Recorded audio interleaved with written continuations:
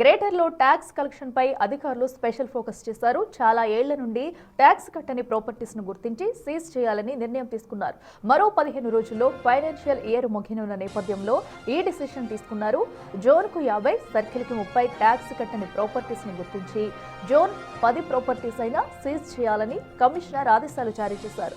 ప్రస్తుత financial year కు 3,000 కోట్లు టార్గెట్ పెట్టుకోగా ఇప్పటి వరకు 2,200 కోట్లు వసూలయ్యాయి.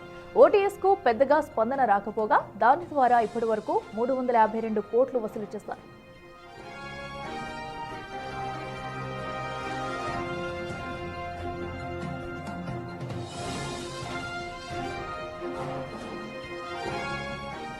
ఇక గ్రేటర్లో ట్యాక్స్ కలెక్షన్ పై అధికారులైతే స్పెషల్ ఫోకస్ చేశారు. చాలా ఏళ్ల నుండి ట్యాక్స్ కట్టని ప్రాపర్టీస్ ను గుర్తించి సీజ్ చేయాలని నిర్ణయం తీసుకున్నారు.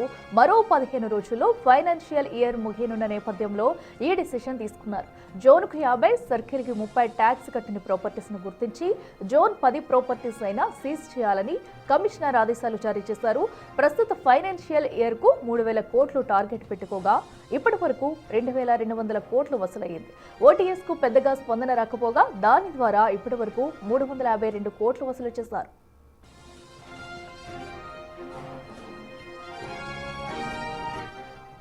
మరింత సమాచారం మా ప్రతినిధి శ్రవణ్ లైవ్ అందిస్తారు. శ్రవణ్, చెప్పండి, మొత్తంగా కూడా ట్యాక్స్ కట్టిన ప్రాపర్టీస్ అయితే సీజ్ చేయాలంటూ ఇప్పటికే జీహెచ్ఎంసీ నిర్ణయించుకుంది. మరి మొత్తంగా ఇప్పటి వరకు ఎన్ని ప్రాపర్టీస్ అయితే గుర్తించారు? తదుపరి కార్యాచరణ ఎలా ఉండబోతుంది?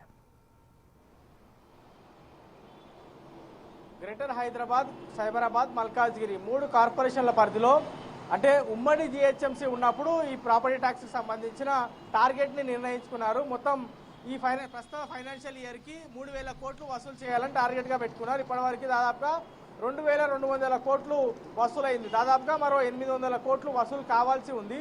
సో అనేక రోజుల నుంచి, అనేక ఏళ్ల నుంచి ప్రాపర్టీ కట్టని వారి ప్రాపర్టీస్కి ఇప్పటికే రెడ్ నోటీసులు జారీ చేశారు. రాబోయే రోజుల్లో ఆ ప్రాపర్టీస్ అన్ని కూడా సీజ్ చేసేటువంటి ఆలోచనలో మున్సిపల్ అధికారులు ఉన్నారు. అనేక సార్లు నోటీసులు ఇచ్చినా, అనేక సార్లు వాళ్ళకు విజ్ఞప్తి చేసినా ఇప్పుడు 1 టైం సెటిల్మెంట్ అంటే ఇంట్రెస్ట్ మీద 90% రాయితీ కల్పిస్తుంది ప్రభుత్వం. సో ఆ ఇంట్రెస్ట్ లేకుండా అసలు కట్టుకోవచ్చు. చాలా ఏళ్ల నుంచి ఎవరైతే ప్రాపర్టీ ట్యాక్స్ కట్టకుండా ఉన్నారో వాళ్ళందరికీ కూడా ఈ ఆఫర్ ఇచ్చినప్పటికీ కూడా వాళ్ళెవరు వినియోగించుకోవట్లేదు అనేది జిహెచ్ఎంసీ అధికారులు చెప్తున్నటువంటి అంశం. ఓటీఎస్ అంటే 1 టైం సెటిల్మెంట్ స్కీమ్లో భాగంగా ఇప్పటివరకు కేవలం 320 కోట్లు మాత్రమే, దాదాపుగా 320 నుంచి 350 కోట్లు మాత్రమే వసూలు అయింది. సో ఇంకా టార్గెట్ వసూలు కావాల్సి ఉంది. అంటే మరో 800 కోట్లు వసూలు కావాల్సి ఉంది. ఇక ఎరియర్స్ ప్రభుత్వంకి సంబంధించిన భవనాలు, కేంద్ర రాష్ట్ర ప్రభుత్వాల దగ్గర నుంచి దాదాపుగా 5,500 కోట్ల ప్రాపర్టీ ట్యాక్స్ వసూలు చేయాల్సి ఉంది. అది ఎప్పుడు వస్తుందో తెలియదు. దాంతోపాటు ప్రైవేట్ బిల్డింగ్కి సంబంధించి అంటే కమర్షియల్ కావచ్చు, రెసిడెన్షియల్ కావచ్చు, వాళ్ళు చాలా ఏళ్ల నుంచి ప్రాపర్టీ ట్యాక్స్ కట్టని వాళ్ళకి సంబంధించి దాదాపుగా ఒక 2,000 నుంచి 2,500 కోట్లు రావాల్సి ఉంది అనేది జిహెచ్ఎంసీకి సంబంధించినటువంటి అధికారుల అంచనా. సో ప్రస్తుతం 3 కార్పొరేషన్లు డివైడ్ అయ్యాయి. 30 సర్కిల్ కాస్త 60 సర్కిల్ అయ్యాయి. 6 జోన్లు కాస్త 12 జోన్లు అయ్యాయి. సో ఇప్పుడు మొత్తం డివైడ్ అయినాయి కాబట్టి మొత్తము ఉమ్మడి జిహెచ్ఎంసీ పరంగా చూస్తే దాదాపుగా జోన్కి 50 ప్రాపర్టీస్ గుర్తించాలి, సర్కిల్కి 30 ప్రాపర్టీస్ గుర్తించాలి. ఆ 30 ప్రాపర్టీస్లో టాప్ 10 డిఫాల్టర్స్కి సంబంధించిన ప్రాపర్టీస్ని ఎవరైతే కట్టకుండా ఉన్నారో వాళ్ళ ప్రాపర్టీస్ సీజ్ చేయాలని అధికారులు ఆల్రెడీ నిర్ణయానికి వచ్చారు.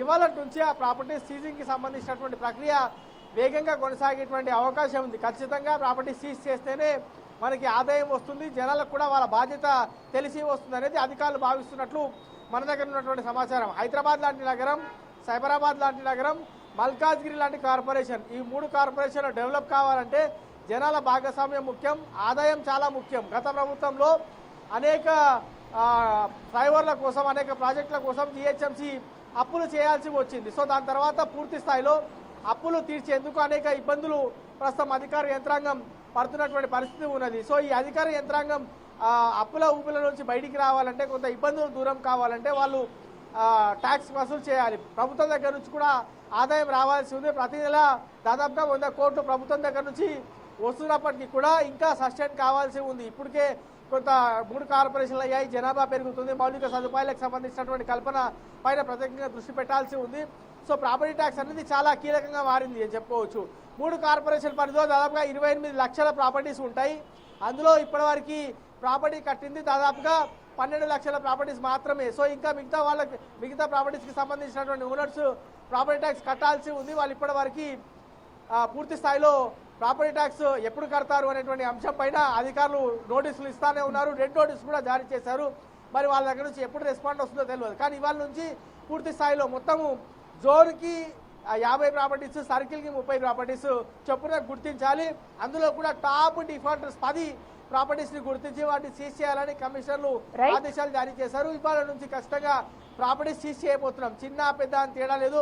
అంటే మధ్యతరగతి వాళ్ళకి మరి పేదవాళ్ళకి ఇబ్బంది కాకుండా వాళ్ళకి నచ్చ చెప్పేటువంటి ప్రయత్నం చేస్తాం. పెద్దవాళ్ళనే టార్గెట్ చేస్తాం. ఒక ప్రాపర్టీని కొడితే దాదాపుగా 5-10 కోట్ల ఆదాయం వచ్చి ఏ విధంగా వస్తుందో అట్లాంటి ప్రాపర్టీస్ని మేము టార్గెట్ చేయబోతున్నాం అనేది అధికారులు చెప్పేటువంటి ప్రయత్నం చేస్తున్నారు. మరి ఈ వన్ టైం సెటిల్మెంట్ స్కీమ్ కూడా ఈ నెల 31వ తేదీ వరకు ముగియబోతుంది. ఫైనాన్షియల్ ఇయర్ ఎండింగ్ కాబట్టి మరి 15 రోజులు మాత్రమే మిగిలి ఉంది. 15 రోజుల్లో ఎంత మేర ట్యాక్స్ కలెక్ట్ అవుతుంది, వన్ టైం సెటిల్మెంట్ స్కీమ్లో భాగంగా ఎంత ఆదాయం వసూలు చేయబోతున్నారు, పూర్తి స్థాయిలో జిహెచ్ఎంసీకి కానీ సైబరాబాద్కి కానీ మల్కాజ్గిరి కానీ ఎంత ఆదాయం రాబోతుందని మనకి రాబోయే రోజుల్లో క్లారిటీ వచ్చేటువంటి అవకాశం ఉంది. ప్రాపర్టీ ట్యాక్స్ కట్టని వాళ్ళు ఇప్పటి నుంచి ప్రాపర్టీ ట్యాక్స్ కట్టాలి, లేదంటే ఖచ్చితంగా వారు ప్రాపర్టీ సీజ్ చేస్తామనేటువంటి అంశాన్ని అధికారులు సూచిస్తున్నారు. మరి ఏ విధంగా ముందుకు వెళ్తారు, ఎన్ని ప్రాపర్టీ సీజ్ చేస్తారని మనకు రాబోయే రోజుల్లో క్లారిటీ వస్తుంది. Akhila. Right Shravan, thank you.